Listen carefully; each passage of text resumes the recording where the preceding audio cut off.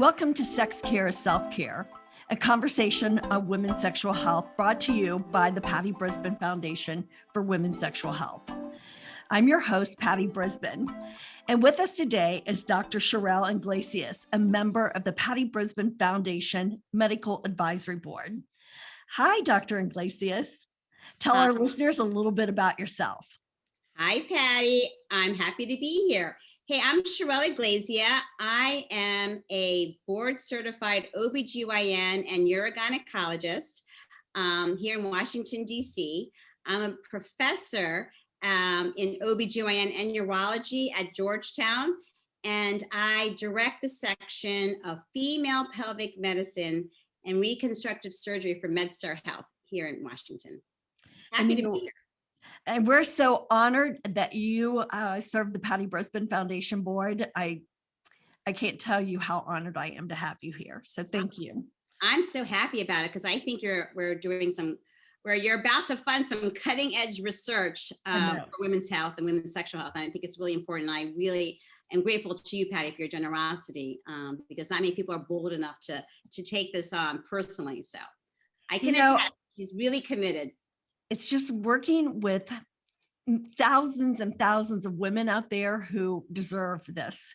And so that's what it's all about. It's about giving back and helping leave this world a better place than you found it. That's a great legacy. Mm-hmm. I'm going to start asking the most basic questions. What is perimenopause and what is menopause? What's the difference? Okay. So menopause is one of those things where you don't know you're in it, so you've been in it for a while. Menopause basically has a definition as 12 months after your final menstrual period. So like this would happen to me. Like I went 11 months. I thought I was totally done, and pop, there goes another weasel. You have a period. So the clock has to start again. So clearly I wasn't in menopause, but that is a defined thing. There is no single blood test that we can find. It's basically when the ovaries have no more eggs to release. Therefore, you don't you don't ovulate anymore. So you don't have any more corpus luteum, which produces the progesterone, which sheds the lining to give you that period. Okay. Right. So 12 months after that means that you don't need any more birth control. You're done. But the perimenopause is that 7, 8, 9 year period, time span before where things are cycling differently. And hormonal levels, particularly estrogen, are dropping. And the average age of menopause in America is 51.7 years or something, but the average time span of perimenopause is 7 years. So this is a period from your mid 40s to your mid 50s where there are hormonal changes, essentially, Patty. Is that pretty? Yes. Well, we know that the onset of perimenopause can happen at a wide range of age. How do you know you're going through it? What are some of the symptoms? Yeah, signs and symptoms. So let's start with some symptoms. Symptoms, well, if you talk to my husband, he'll say moodiness, and I don't think that that's really nice. That's not nice. However, symptoms of the perimenopause are changes in mood, but also hot flashes can start happening a little bit with more frequency. You can have changes in libido or your desire to engage. And you can start to experience some vaginal dryness. In addition to that, there are signs such as heavier or irregular bleeding. So you'll go a couple months without a period, or like I said, I went 11 months and all of a sudden there it goes, you have another period, but then it's heavier, or the periods can be a lot lighter, but they're taking longer. All of this has to do with the fact that you're not having regular ovulation. And eventually, I mean, we're born with a certain number of eggs, and eventually the eggs don't function anymore. There is a thing I think we're going to talk about called surgical induced menopause, which is abrupt. Right. Yeah. That leads me to my next That one. is- okay. Natural menopause is very different from surgical menopause Yeah. or medical menopause. Can you tell us why a person might experience medical menopause and how different is it? Yes. Okay. So you can get medication induced, I guess, medical menopause. That you can also have surgical induced menopause. So let's talk about surgery first. Surgical induced menopause is when ovaries are removed. Both ovaries have to be removed. You only need one to function, but both ovaries have to be removed. So therefore, you have no more eggs, no more progesterone production, no more estrogen production, no more testosterone production. So there is an abrupt sensation in your hormonal milieu, which can have some devastating effects. At the same time, we take these out for reasons like, you have cancer, or you have a genetic disorder, like you're a breast cancer BRCA gene carrier, which has, depending if it's 1 or 2, 40 to 60% risk of ovarian cancer. We generally take those out after people have had their child, they birthed all their children, they're done with their fertility, but before they reach the menopause, and certainly before they get cancer. So there are some reasons to get the ovaries out. But in general, we don't like to take the ovaries out, particularly before age 65, because the data shows that taking those ovaries out unnecessarily, just because like you're in there, take the ovaries out, is not good for the body. In fact, all-cause death increases, heart disease and stuff, because you take the ovaries out. In addition to a very big decline in libido, and I know Michael's going to be talking about libido with you, but Right.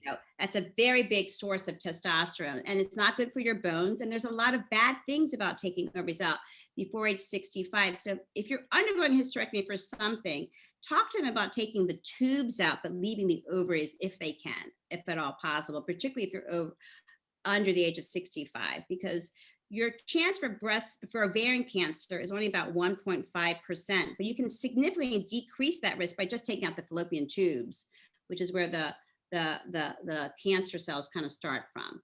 That's all surgical. Now, medical menopause can happen. You can be genetically programmed to get premature ovarian failure before age 40, and that's like really early menopause, and you're at high risk for a lot of things, including fractures and osteoporosis and heart disease. But you can also get this induced from things that we give you, such as chemotherapy for breast cancer, and other kinds of hormonal treatment for other adrenal conditions or something. When that happens, I want people to understand that hormone replacement or hormonal therapy has gotten a bad rap. People don't want to take it because they say it's associated with breast cancer and blood clots and heart disease and stroke. That's a difference, though.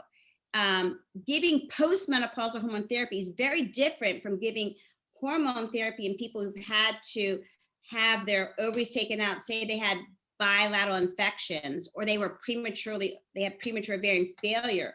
We need to replace that hormone till they get to that regular state of natural menopause, the 51. So if for some reason you ended early because there was a genetic predisposition to this, Right. or some other reason why they had to take it out because there were infections in both ovaries, or they twisted the ovaries, and it wasn't a cancer situation, you should replace that to the natural age of menopause.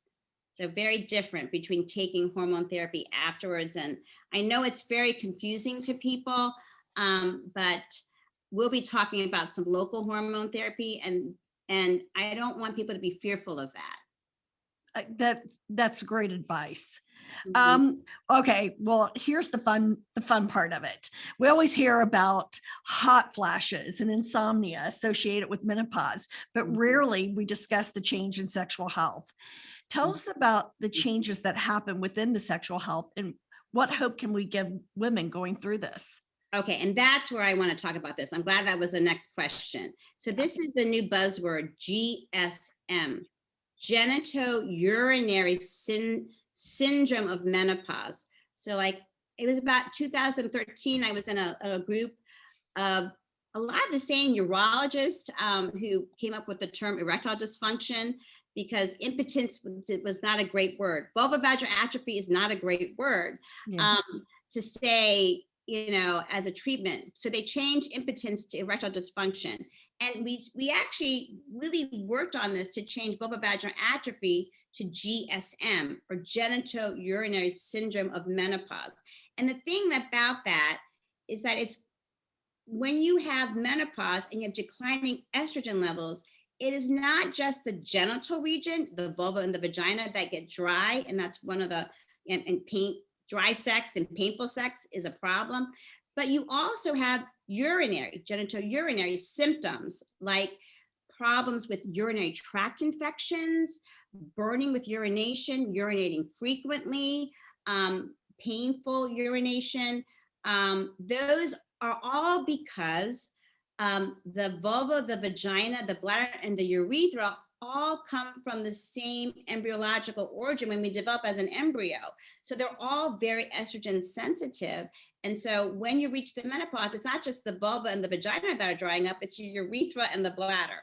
And I think people need to understand that we can help that very easily by replacing the estrogen locally. And local therapy within the vagina is very different than when you take hormones by mouth. The dosage is so much lower, and the risk for the breast cancer and the blood clots and the heart disease and the stroke are negligible. Wow. In Great fact, information. I want to say, because people always bring up the Women's Health Initiative. Well, there was an observational arm on the Women's Health Initiative that followed 45,000 women. That's a lot of women for 7 years. And they were all taking local estrogen, and there was no increased risk in cancer. So very reassuring, to the point that many people who are experts on hormones are trying to get some of the black box warnings that are on the oral estrogens off the labeling for the local estrogens. I know, because if you speak with breast surgeons, they are totally on the opposite page. I know. They're Yes. the estrogen isn't estrogen. But I think they're coming, because I did speak at the American Society of Clinical Oncologists, and it was a hot topic to talk about dry vagina. Because these breast cancer survivors, they're surviving, but they can't thrive. They can't have sex. The quality of life goes.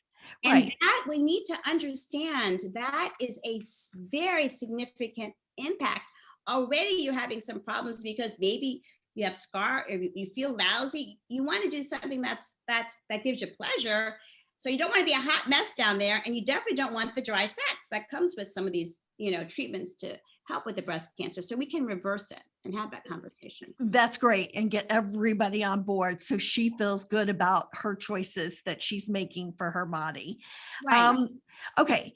In your opinion, where is the best place to go? So if they want to, retrieve more information on perimenopause or menopause, where should they go to look for this? Right. Well, I think the American College of OBGYN, acog.org, has a lot of information and frequently asked questions on this.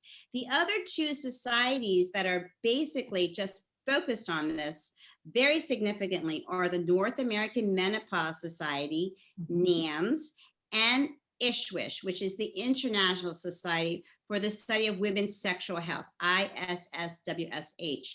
And in there, they have guidelines for people who have dry vagina and postmenopausal GSM, and those who also have this condition with breast cancer, and what we can do. And mostly ACOG and the ISSWSH NAMS guidelines, the first line therapy is actually non-hormonal. I must say, it's going to be the lotions and potions. And Patty, I know you and the Pure Romance people know all about this. Lotions and potions for the dry vagina, many of which have water-based moisturizers or silicone-based lubricants. And we need that. Moisturizers not used with sex, but could be lubricants just with sex, generally speaking. And then the hormonal treatments are secondary with estrogen, and there's some other non-estrogen, but some pro-hormones, something called progesterone or intrarosa. There's estrogens that come in creams, they come in rings, they come in tablets, they come in suppositories that dissolve quickly. Women have a lot more choices now. And again, just to understand that you can talk with your oncologist, you can talk with your gynecologist, we can have the conversation. There's newer fractionated lasers that are being studied for these. There's a lot going on, I must say. It's a good time to be a postmenopausal woman and keep Good to your hear. nest going. Good to hear. We need more doctors like yourself that is going to put us, give us the right information so we can move forward and have a great quality of life. I want to thank my guest, Dr. Cheryl Iglesia, for a great conversation today. For more information on the Patty Brisben Foundation for Women's Sexual Health, our 6 focus areas, and to download our Let's Discuss Perimenopause and Menopause pocket cards to start a conversation with your doctor, visit the pattybrisbenfoundation.org. Remember, sex care is self-care and sexual health matters.